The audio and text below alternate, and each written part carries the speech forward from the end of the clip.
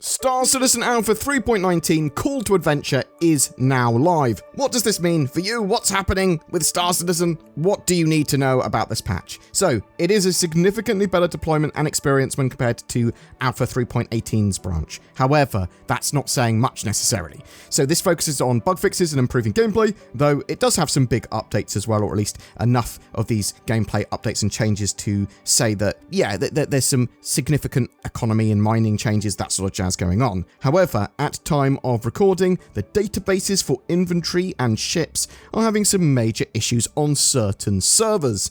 I literally can't access my inventory or spawn a ship unless I server hop. So some servers working totally fine and great experience, other servers entirely broken. So hopefully this is just teething issues though, with so many people downloading, playing and getting ships allocated, that sort of stuff.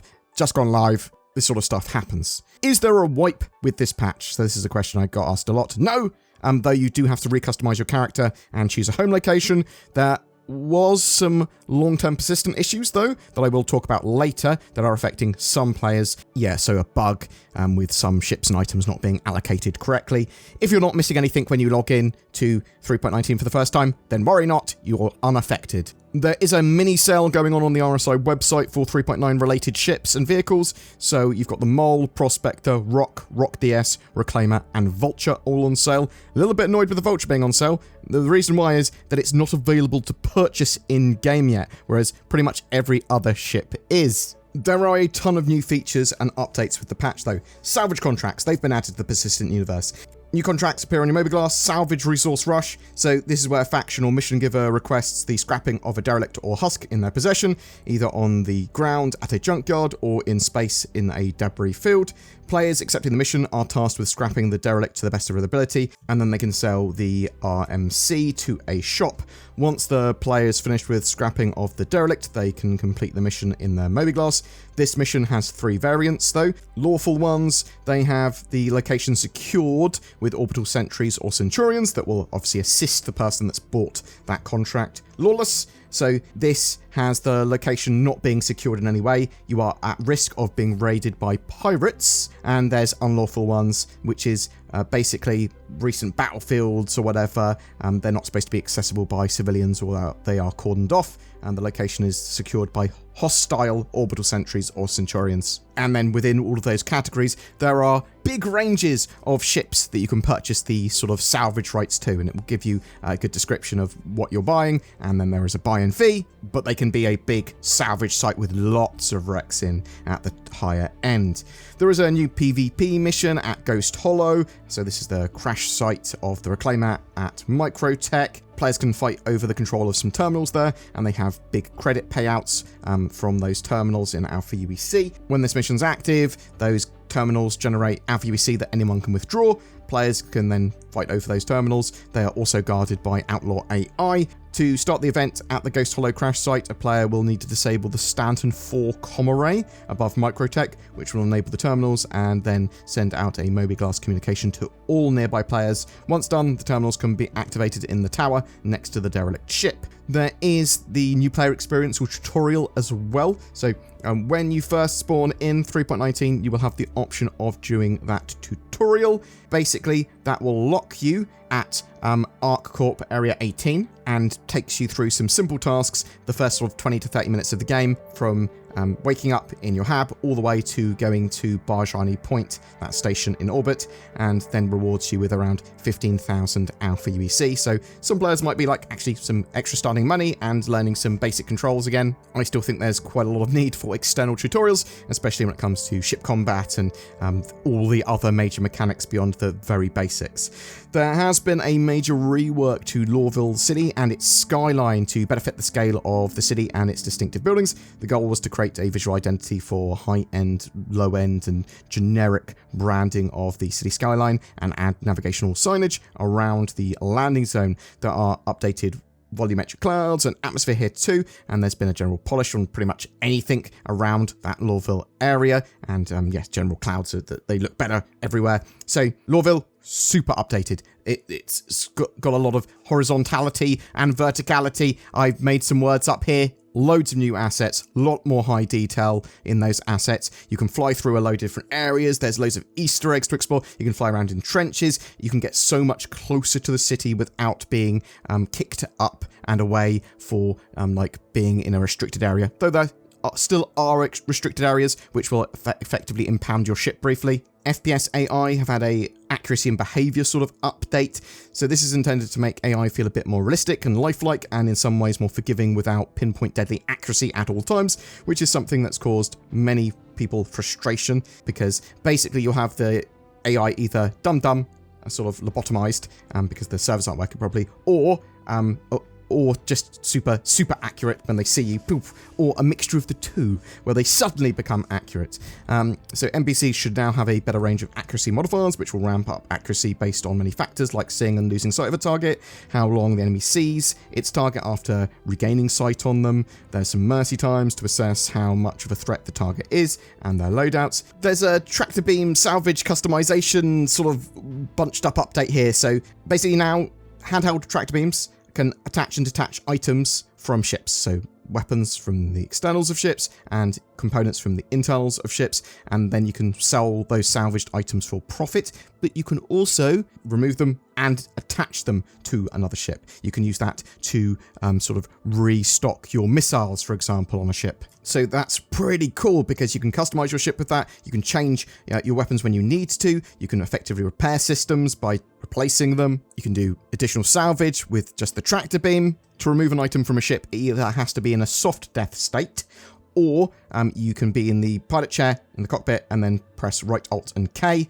or basically port unlock, and then you can edit those things. While aiming at a component with the tractor beam, to detach it, hold B, and it will highlight the object with a glow around its perimeter and shape. Left click and drag to pull the component loose from its socket, and then while attaching components, an AR marker will appear to give the players guidance on the correct orientation to attach the component incorrectly. If the hollow outline is green, simply let go of it, it will attach. If it's yellow, then you need to rotate the item, and if it's red, it means it doesn't go in that port. I do also recommend that people, when they're doing either salvage missions or are boarding a ship and salvaging it with the tractor beam, whatever, check the cargo bays of the ships, because sometimes there can be some pretty juicy loot there. There's a massive mining update in this patch, so it culminates a huge amount of changes, and it's both ship and FPS mining, although mainly ship mining. So this is component stats, multi-crew mining efficiency, mineable difficulties and masses and larger asteroids and resource distribution, new minables, and positioning of those minables. The goal in 3.19 is to make the multi-crew experience more attractive and even out all materials to make them more lucrative instead of a select few, and just make mining in general a more interesting experience for all. So locations around planets and moons have exclusive resources to mine. So Ariel, for example, will have iron and quartz. So those standard materials will appear in the rocks quite commonly, and then you have uncommon and rare resources which have a chance to appear in the rock based on the makeup of that rock and sort of rarity and all that sort of jazz. So rocks have a huge diversity in size and difficulty now. Different mining lasers will be geared towards particular types of resource mining, and all mining components and subcomponents and consumables have been given a full stats rework. Prices and refining efficiencies are based on distance from the source of a resource. So if you travel further, so you get some resources, and typically if you travel further, then you'll get better prices or better refinery modifiers from where that resource was gathered. Multi-crew mining. So the mole has been buffed with, if the lasers on it are targeting the same rock, then you get the instability lowered. But if you, example, have multiple prospectors targeting the same rock, then their instability is actually going to go up. So basically this is because you've got your lasers in sync is the idea. And with the much larger diversity of difficulties and densities of rocks, the prospector is not going to be able to mine as many as the mole is, for example. The mole is going to have a much better experience when trying to get through some of these larger, more dense rocks, because if you had a load of prospectors trying to help with it, then, well, they're going to be having an unstable experience. Also, I believe now you can only put a single sort of gadget on a rock as well. A rock's makeup and sort of density mass size, that's all informed by the location and the resources that the rock is made from. The mining UI will inform you how difficult a rock is to break with your setup, so it might go, this is impossible, and then obviously you could put a mining gadget on it or get another ship to help or whatever, and then you will also see at a glance your cargo and mining items that you have on board. You can change, attach, and move mining heads with the tractor beam tool as well. It's customization, really helps for that mining experience. There's also FPS mining updates. They've added Janolite, super rare FPS mineable in these new sand caves. That's pretty rare. There's been some difficulty changes in the various hand mining nodes as well. Some more economy updates. They've removed diamonds temporarily. They have added the Corsair Cutter and C8R Pisces to in-game shops, but as I said earlier, no Vulture yet. That will be turning up in 3.20, I believe. I was a little bit upset about that. I was hoping that they'd put it in for 3.19. They've reduced the inventory stock of ship weapons, missiles, and ship components sold in rest stops and those low orbit stations.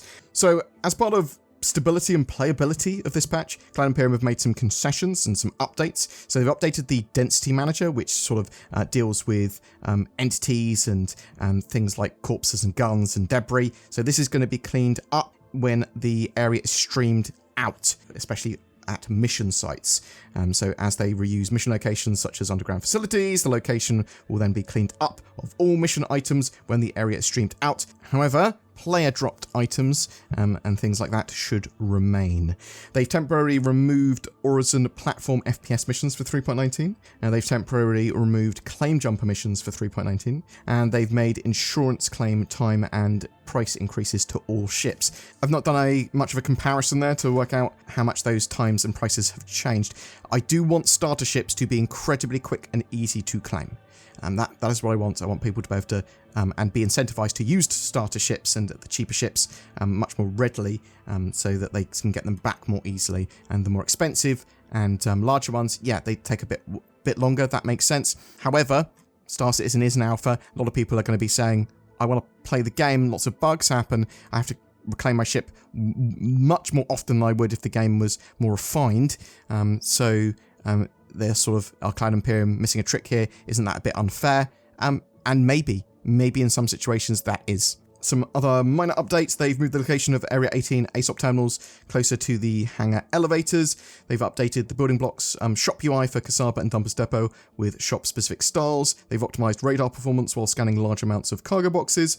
ASOP UI performance optimizations and NPC performance optimizations have been made as well. There are still various known issues with the patch though. Problems with trams and trains, FPS weapons, and gear selling at very low prices weirdly, ships exploding from invisible collisions, elevators at refineries not working properly, EVAing on the security post Correa pads can insta-kill you. Sometimes sales terminals just don't work. There are a billion edge cases too. Cloud Imperium are working on these and suspect some more to be fixed in a hotfix or 3.19.1 patch soon, potentially before Fleet Week. Also, Cloud Imperium have had some issues with long-term persistence and the allocation of some ships, as I said earlier, and items. So Cloud Imperium said, we have found some unexpected behavior with long-term persistence during this release to 3.19. Ships and FPS items aren't being attributed sometimes if they weren't put out and back inside your inventory. So if you bought something with Alpha UBC but had never moved it or used it in 3.18, that might not be allocated to your account in 3.19. The insurance claim will make you lose your ship unless you retrieve and store it back, apparently. However, if the ship or items were in your home location inventory, they're safe and will be recovered in the next patch. So I'm assuming there will be a 3.19.1 in the very near future, and that's going to solve a lot of people's issues there.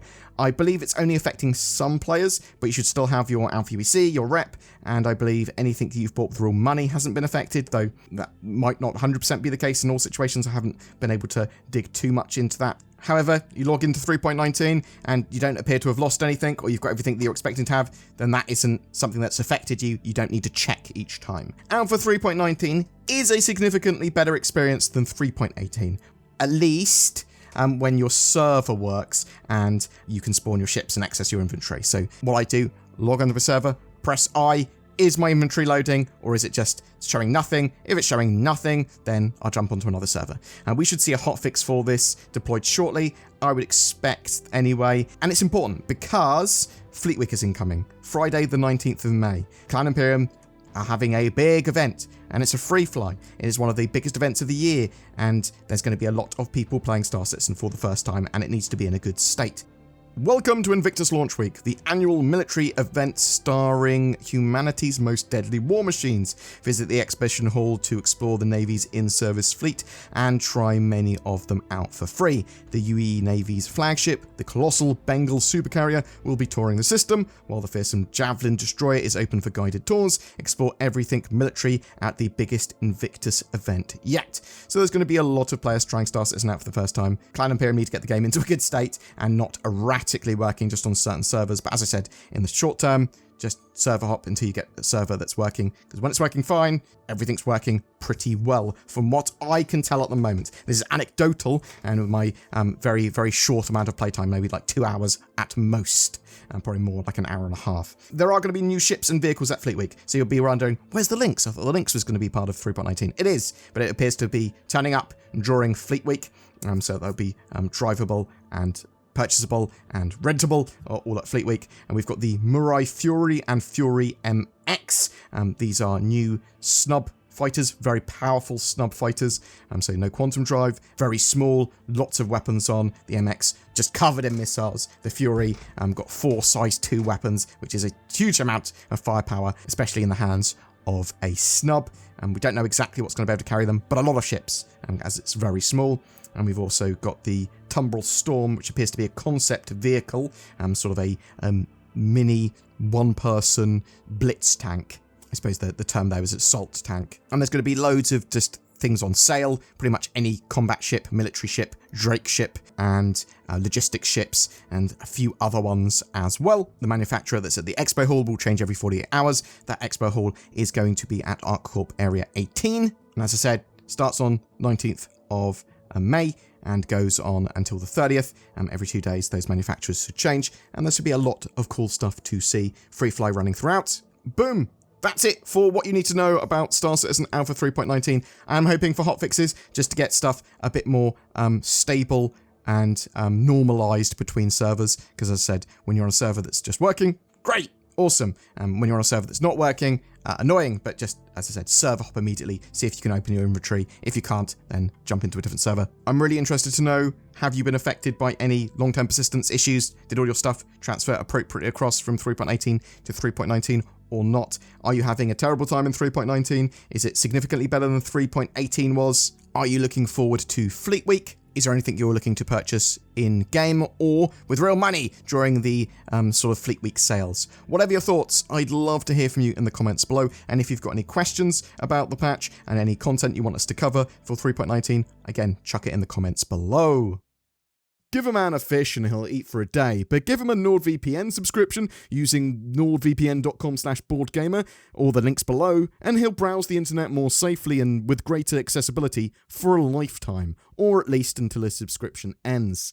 He can then shop for his own fish from places like Tesco's, Walmart, or Asda or something. It also makes a fantastic gift. Next time you go to a dinner party or a wedding, bring them a NordVPN subscription. Bam! You'll be the talk of the town, and it's certainly better than bringing a fish.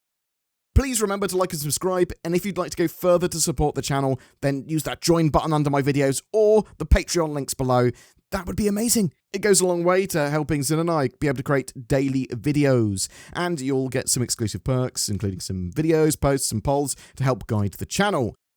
Every month we have a ship giveaway. For May, it's for an Origin 400i, the luxury exploration touring ship capable of taking 3 crew to distant stars. It also comes with lifetime insurance and a Star Citizen game package. To be in for a chance of winning that, just comment on any of my videos made during the month. More details down below. Thanks very much for watching. I hope to see you in the verse.